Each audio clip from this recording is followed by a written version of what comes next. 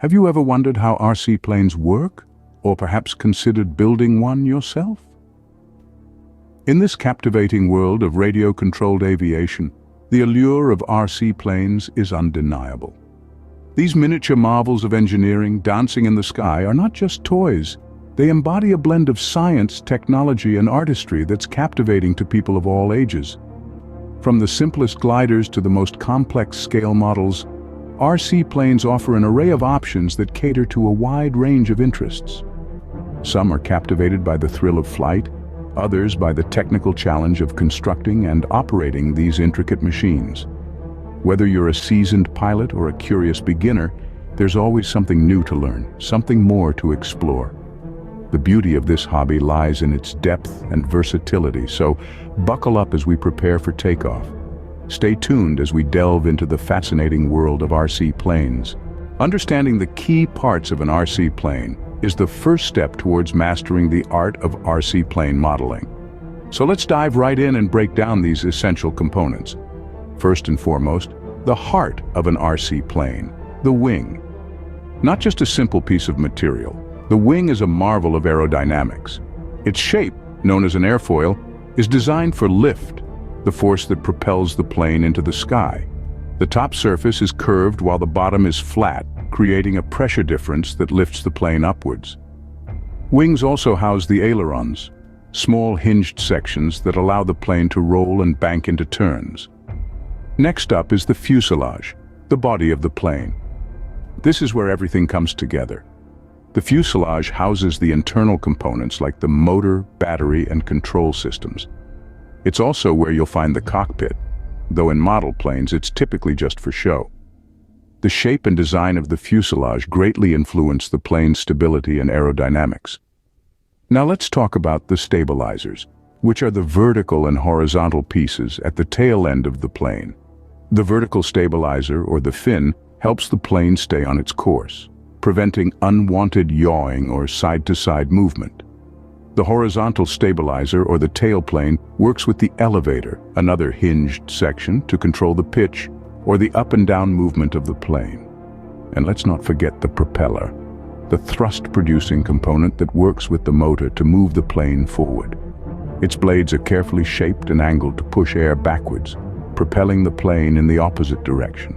Each of these parts, the wing, fuselage, stabilizers, and propeller, plays a vital role in the operation of an RC plane. They work together in harmony, balancing forces and responding to the controls to give you that exhilarating flight experience. With a solid understanding of these components, you're well on your way to becoming an RC plane expert. Designing an RC plane involves a fair bit of calculation. Let's break it down.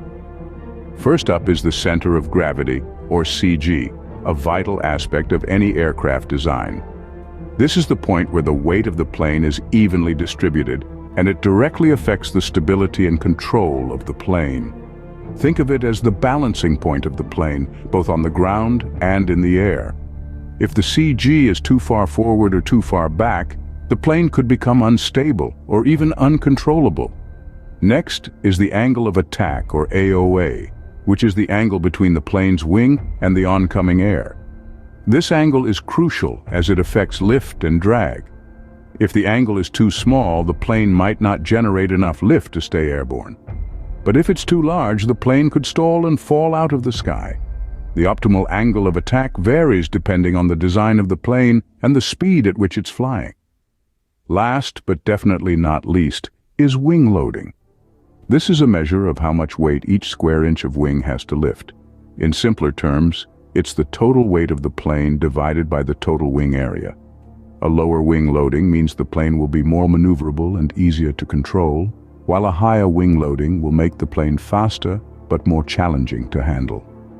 These three concepts, center of gravity, angle of attack, and wing loading, are the trifecta of RC plane design.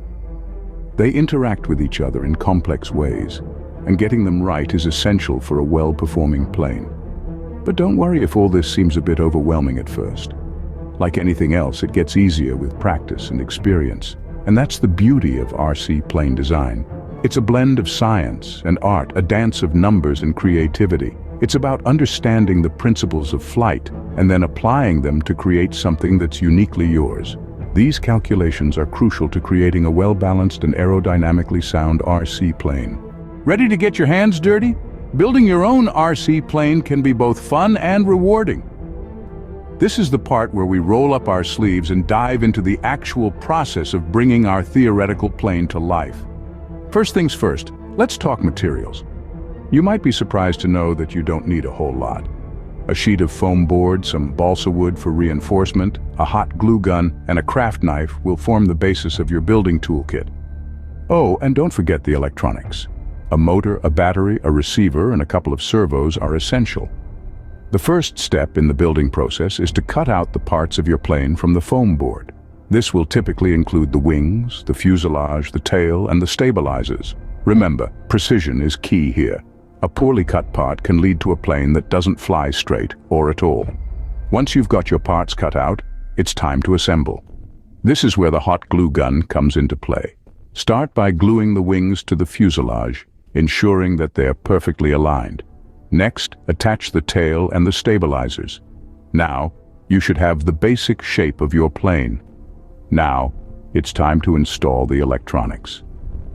Mount the motor at the front of your plane, attach the servos to the wings and tail, and find a secure spot for your battery and receiver.